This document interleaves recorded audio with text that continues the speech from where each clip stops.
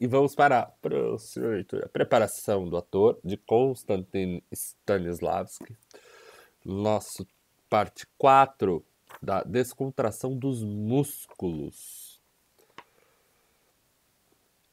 Hoje Leão passou por aqui e me falou sobre os exercícios praticados em aula. Rachmaninoff, por ordem do diretor, mandava os estudantes ficarem imóveis e depois assumirem uma série de poses, tanto verticais como horizontais, sentando-se, aprumando, semi-sentados, de pé, de joelhos, agachados, sozinhos, em grupos, com cadeiras, com uma mesa ou outro móvel. Em cada uma das posições tinha de notar os músculos tensos e enumerados.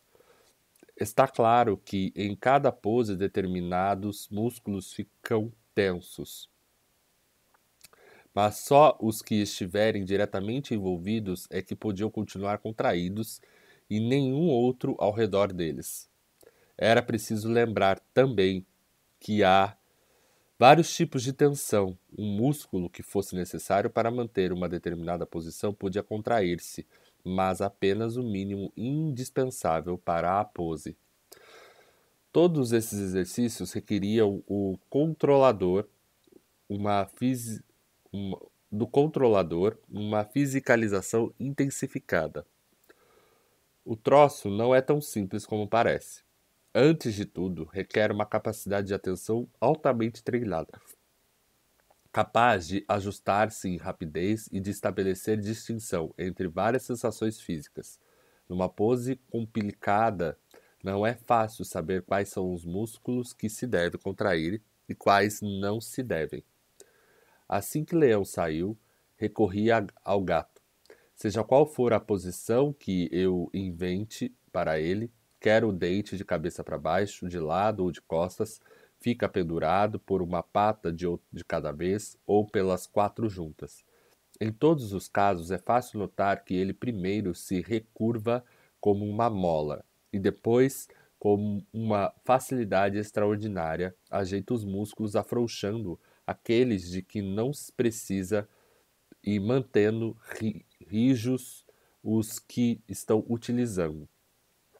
Que adaptabilidade espantosa! Durante minha sessão com o gato, quem é que havia de aparecer senão Grisha? Não era, não era mais, de modo algum, a mesma criatura. Sempre a discutir com o diretor e fez-me um relatório interessantíssimo das aulas, falando sobre o relaxamento dos músculos e a atenção necessária para sustentar uma atitude. Tortisov contava uma história tirada de sua própria vida. Em Roma, numa casa particular, tivera a oportunidade de assistir uma demonstração de provas de equilíbrio por uma senhora norte-americana interessada na restauração de esculturas antigas. Recolhendo pedaços quebrados e reunindo-os, ela tentava reconstruir a pose original da estátua. Dessa tarefa, teve de fazer um estudo minucioso do peso do corpo humano e descobrir, experimentando com seu próprio corpo, onde se localizava o centro de gravidade em cada pose determinada. Adquiriu extraordinário tino para descobrir rapidamente em si mesmas os centros que estabelecem o equilíbrio. Na ocasião referida, levou empurrões, foi atirada para todos os lados, forçada a tropeçar, postas em posições aparentemente insustentáveis, mas em cada um dos casos mostrou-se capaz de manter o equilíbrio. Mas ainda com 2 dedos, aquela senhora conseguiu derrubar um cavalheiro assaz imponente. Também isso ela aprendera estudando os centros de gravidade, sabia encontrar os pontos que ameaçavam o equilíbrio do seu oponente e derrubá-lo sem o menor esforço, apenas empurrando-o nesses pontos. Tortsov não ficou sabendo o segredo da sua arte, mas, contemplando-a compreendeu a importância dos centros de gravidade. Viu até que ponto da agilidade, flexibilidade e adaptabilidade pode treinar-se o corpo humano, e que nesta tarefa os músculos fazem o que for necessário por um senso de equilíbrio. Bom, eu vou contar a minha experiência pessoal hoje na minha aula de balé clássico. Eu tô treinando muito balance. Balance é uma posição onde você fica sobre você desloca o seu centro de gravidade para apenas uma das pernas e uma fica suspensa e a outra na meia ponta. Então você fica sobre apenas o metatarso. Então você automaticamente você desloca o seu centro de gravidade de dois pés para um pé, né? Mas você não é um deslocamento, né? No balé, você não tem esse deslocamento, você tem uma suspensão, né?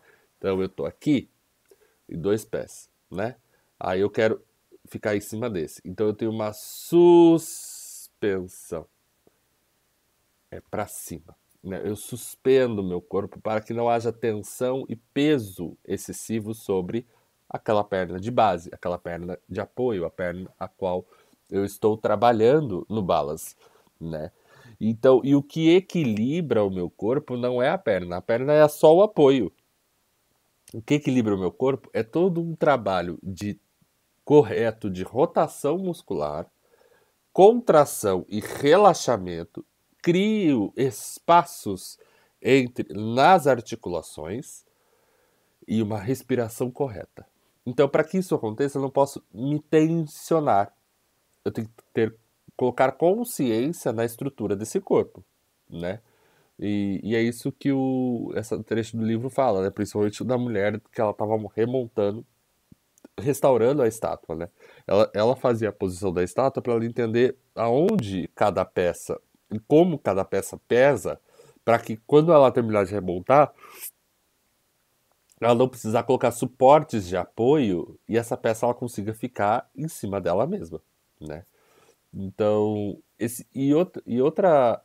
outro benefício que traz para o dia a dia esse treino desse físico externo, tanto de equilíbrio quanto de trabalhos de pesos, trabalhos de contração, extensão, trabalhos de relaxamento e tensionar e relaxar, ele traz mais possibilidades de movimento, traz mais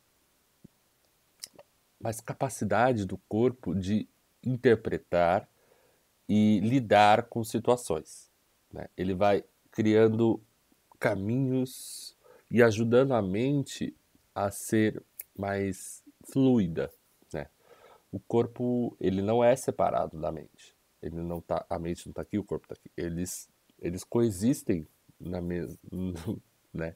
Eu não tenho como tirar minha mente agora, eu vou cuidar do meu corpo. Então, enquanto eu estou cuidando do meu corpo, eu estou cuidando da minha mente, né?